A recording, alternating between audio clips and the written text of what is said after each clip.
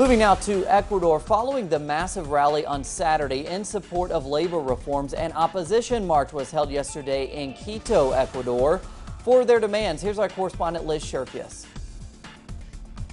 A march convoked by unions against debated reforms to the labor code occurred yesterday in Quito. It was characterized by its low turnout of approximately 2,500 people reaching San Francisco Square.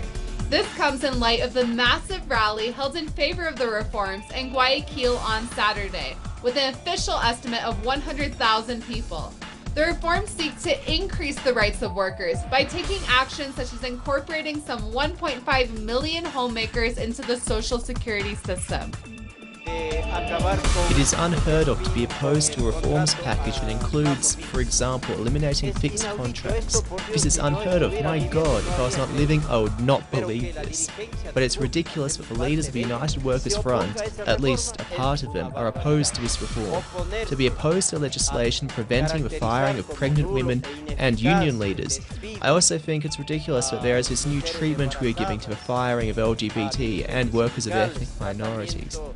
A faction of the workers' movement called for the National March, in which union members and opposition groups took to the streets of Quito in rejection of reforms they perceived to be unfavorable to working conditions. In the government's view, this march was supported and manipulated by the right as part of a larger destabilization campaign. The government is trying through the code and reforms to meddle with our rights. For this reason, we are in the streets telling the government to change these policies. If they do not, we will continue with actions such as this. The march was peaceful and no incidents were registered. Reforms to the labor code are currently being debated in the National Assembly with the objective of giving greater protection and rights to historically marginalized groups. Liz Sherfius, Telesur, Ecuador.